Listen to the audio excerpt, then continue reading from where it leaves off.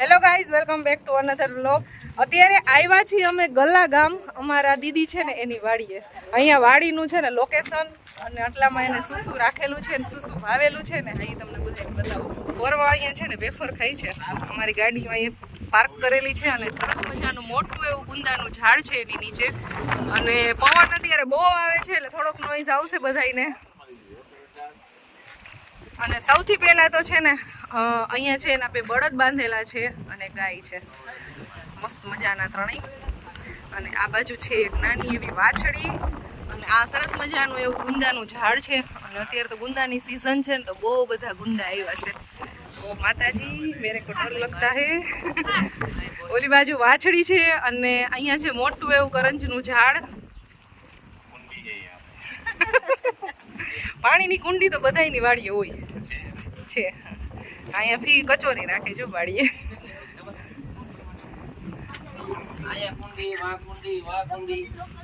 તો તમને પછી વધારે ગરમી થતી હોય ડૂબકી મારી નાવા થાય ને એટલે એટલી બધી રહી ગઈ વાડીએ એટલે જ બધી બાજુ કુંડી રાખી લાગે છે.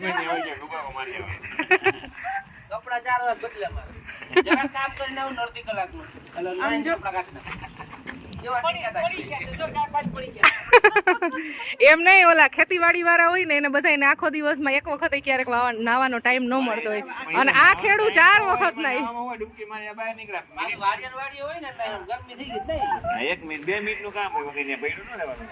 તો અત્યારે 5 વાગ્યાનો ટાઈમ થયો છે એટલે થોડોક એવો તડકો ઓછો થઈ ગયો છે. અને બાકી આ બાજુ છે ને એક સરસ મજાનું આંબાનું ઝાડ છે અને એની બાજુમાં છે બીજોરું. ચાલો તો તમને બધાને નજીકથી બીજોરાનું બતાવું. મને એમ કે જે સરબતિયા લીંબુ આવે ને, હા એનું ઝાડ છે. અને આમાં આવેલા છે ગ્રીન કલરના છે પણ હજી કાચા છે. હા આ રહ્યું છે અહીંયા.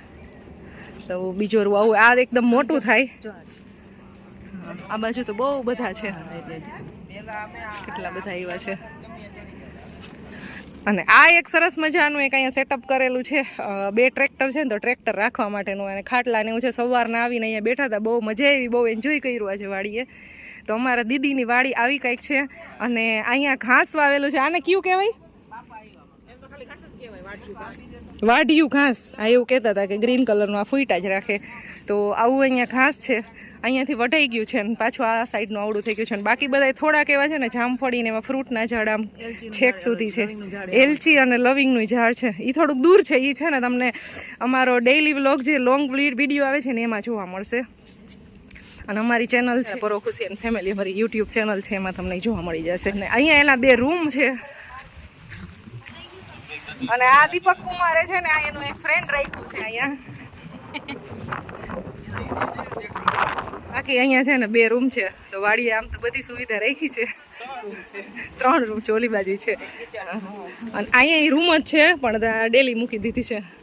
અને હવે જાય ઓલી બાજુ. અહીંયા સામે એક ચીકુનું ઝાડ છે, અહીંયા પપૈયું છે, અહીંયા નારિયેળીનું ઝાડ છે.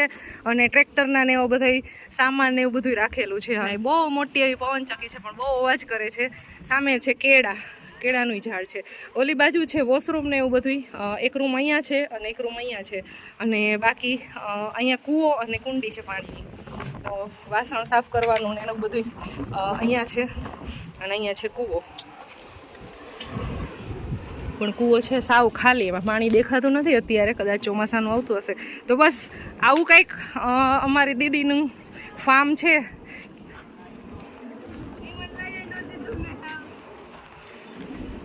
અને બાકી બધા અહીંયા મસ્ત ઠંડા પવનની મજા લે છે.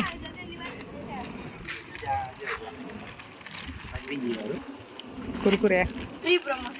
અમારા દીદીના ફાર્મની વિઝિટ તમને કેવી લાગી કમેન્ટ કરી જરૂરથી જણાવજો. વિડીયો ગમ્યો હોય તો વિડીયોને લાઈક, શેર અને સબસ્ક્રાઈબ કરી દેજો. બાય.